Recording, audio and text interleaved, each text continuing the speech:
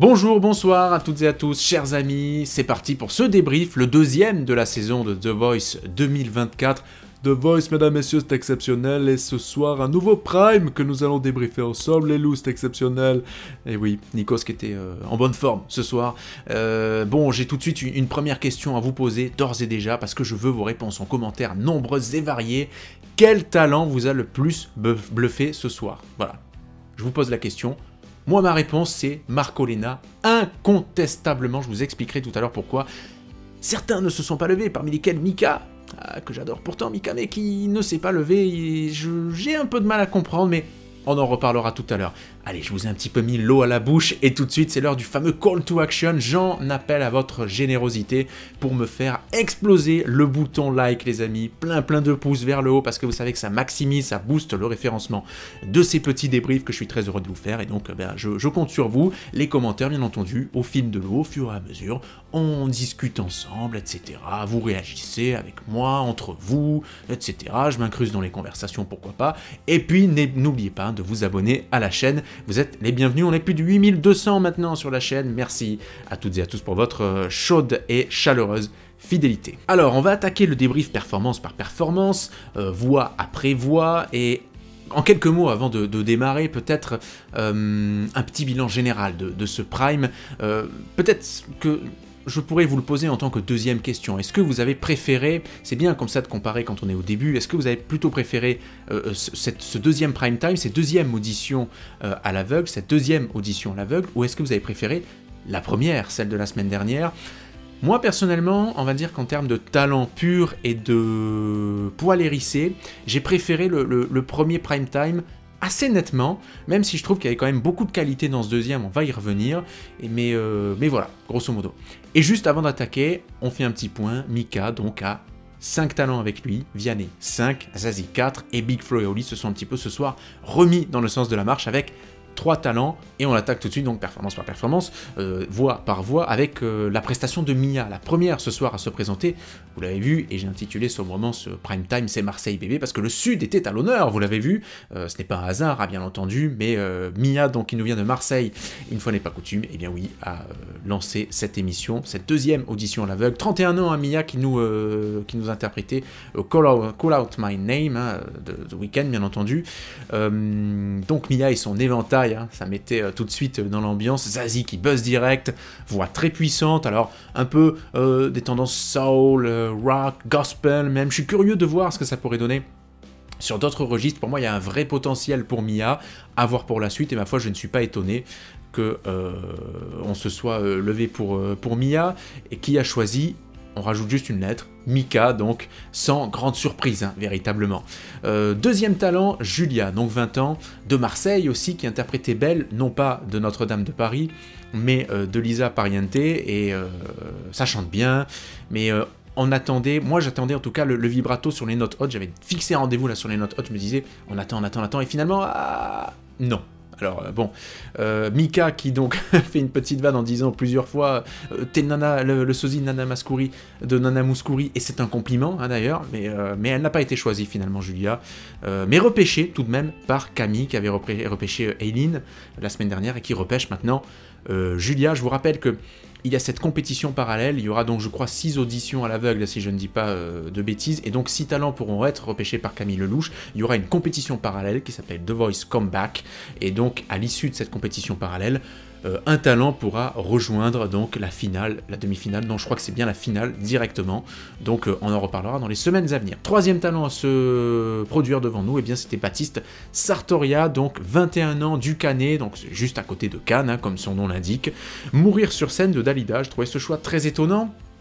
Vianney qui buzz en premier, puis finalement 4 buzz pour Baptiste, succès total, une voix quand même puissante, assez tremblante tout de même, je ne sais pas si c'est dû au stress ou si c'est sa façon de chanter, tout simplement. Moi je croyais que ça allait à un moment donné partir sur du lyrique, mais finalement non. Mais il y a du style, il y a un vrai potentiel, et Zazie qui a été super bloqué pour l'anecdote, et finalement, donc Baptiste qui choisit Vianney.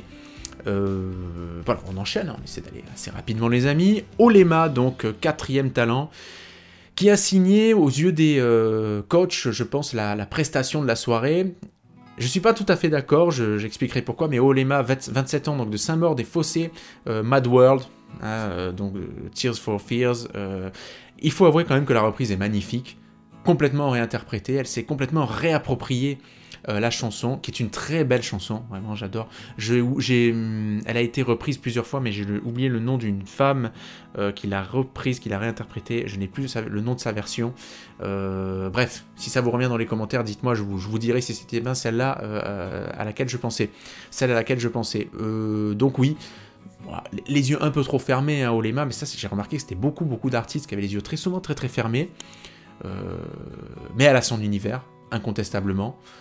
Et là aussi, il y a du potentiel, ça a de la voix, mais je demande à voir pour la suite. Et c'est un petit peu ce qui est frustrant avec The Voice, mais pas dans le mauvais sens du terme, c'est que tu vois quand même l'artiste, en tout cas jusqu'à la suite, hein, bien entendu, les battles, etc. C'est-à-dire, tu vois l'artiste se produire une seule fois, t'as une seule chanson, et en fait, les avis des coachs, bien que pertinents, professionnels et tout ce qu'on veut, restent tout de même subjectifs et tiennent à une seule performance, qui est un choix artistique pour certains qui, avec une voix surpuissante, ont préféré faire une chanson plus dans la nuance, ou inversement, ou plein de choses comme ça.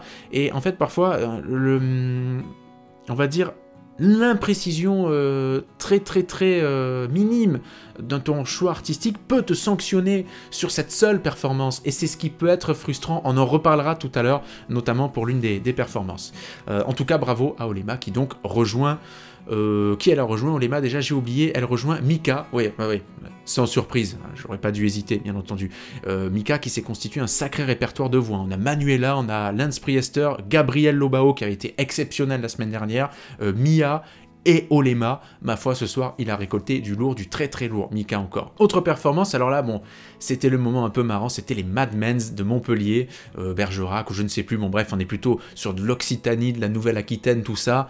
Le chat, donc Pau Pau, on était sur du beatboxing, c'était marrant, à la fin on avait même des références zen, soyons zen, etc. et aux autres coachs, c'était drôle. Bon, ils étaient là pour faire le show, hein, les Mad Men's, hein, vous l'avez remarqué, et...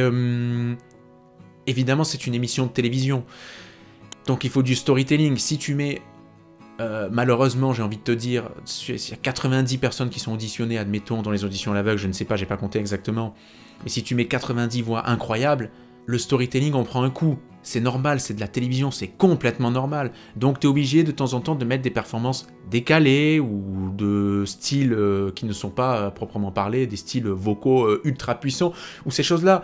Et c'est normal parce qu'il faut faire une émission, il faut donner sa chance à plusieurs talents, etc. Donc voilà, on a tiré la lumière sur ces mecs qui étaient très sympas, mais bon, ils n'ont pas été choisis et ce n'est pas très surprenant. Je pense que vous serez d'accord avec moi, même si moi, ils m'ont fait sourire, hein, c'était cool comme performance. Lise ensuite, eh bien, jamais 203, Lise de Marseille, donc avec son violon, mais elle n'était pas avec son violon sur le plateau de The Voice, avec donc la fille de Louane. Tout de suite, moi je me suis dit, voix Vanessa Paradis, c'est la référence qui m'est venue, bon, c'est un peu cliché, me direz-vous, mais c'est la référence qui m'est venue immédiatement. Ils ne se retournent pas tous, moi personnellement j'ai pas été emballé, mais je reconnais qu'il y avait quand même beaucoup de douceur, beaucoup de candeur, mais je me dis que c'est peut-être pas une artiste que moi, en tout cas, artistiquement, j'irais voir sur scène si elle se produisait, et c'est pas du tout méchant, c'est juste que c'est moins mon style. Elise qui a fini par choisir Zazie. On verra ce que ça donne, écoutez, dans les prochaines performances. Et là, on arrive à la perf de Marco Lena, qui pour moi est la performance majuscule, hein, LA, la performance de cette soirée. Marco Lena, 44 ans, Saint-Cyr-sur-Mer, donc dans le Var, ou les Alpes-Maritimes, dans le Var, il me semble, qui chante donc du Lady Gaga, I'll Never Love Again. Quel titre magnifique, quel titre difficile à chanter. Vianney buzz dès la deuxième phrase, je crois. Si j'avais été à la place des coachs, en toute modestie bien entendu, j'aurais buzzé exactement au même moment que Vianney. Pour moi c'était déjà plié. Et donc seuls Zazie et Vianney se retournent sur cette performance. C'est ce qui est étonnant parce que pour moi la voix est incroyable. Alors oui, peut-être que ça manquait d'originalité dans la réinterprétation, mais en tant que reprise, c'était superbe. Je pense qu'on est sur la voix de ce début de saison, avec Gabriel peut-être, et peut-être Manuela aussi, hein, c'était Manuela, hein, la jeune fille de saison du premier Prime. ouais, Marco c'est déjà top 3 direct de ce début de saison pour moi. J'ai eu mes premiers frissons ce soir à ce moment-là. Même si j'ai trouvé qu'il y a eu de très belles performances, pour moi vraiment il m'a bluffé, il m'a impressionné, ça a l'air d'être un super gars en plus, et vous l'avez entendu à la fin, hein, Flo qui met un billet et qui dit pour moi vous allez voir il gagne The Voice, etc. Bon, à voir, je ne sais pas s'il gagnera The Voice, mais en tout cas, pour moi, c'est directement en finale. Hein. Marco Lena, il n'y a pas de débat, c'est superbe. Et en plus, ce que j'ai apprécié, c'est que quand il chante cette chanson, il n'a pas eu à se tortiller en 12, etc. pour aller chercher les notes, c'était ancré, c'était imposé. Effectivement, bon, c'était pas surinterprété, réinterprété, c'était bien interprété, bien repris. Bravo à lui. Et il a choisi Vianney, soit dit en passant. Mika qui lui a dit mystérieusement, et c'est peut-être le petit débat sur cette performance, qui dit c'est pas pour moi, je n'ai pas regardé ce qui s'est dit après dans le débrief, j'aimerais savoir pourquoi, je regarderai peut-être après coup, on verra, ou si quelqu'un veut me le dire en commentaire, je suis preneur. Je suis curieux de savoir pourquoi Mika n'a pas sur le moment en fait buzzé et pourquoi pas choisi Marco. Mais bon, on passe à la performance de Lia, donc 17 ans, toute jeune, qui arrive avec Qu'importe de Juliette Armanet. Pas étonnant que les juges ne se soient pas retournés sur cette performance. Pour être très très sincère, c'était mignon, c'était joli, mais ça manquait un peu d'originalité, je trouve. Après, elle est jeune, 17 ans, et vous rendez-vous compte, quand même, Prime dans The Voice, bon, il faut y aller, hein. Il faut y aller quand même, c'est très très jeune. Mais je suis pas étonné que les juges ne se soient pas retournés. Je sais pas ce que vous en pensez, hein. Dites-moi en commentaire, et réagissez aussi hein, sur ce que j'ai dit sur Marco. Satine ensuite, 21 ans, donc de Toulouse, No Surprises de Radiohead, pas évident hein, comme titre évidemment. Bah là, Vianney buzz en premier, comme souvent, hein, on a remarqué. Zazie, Big Flo suivent. Elle a son univers, oui.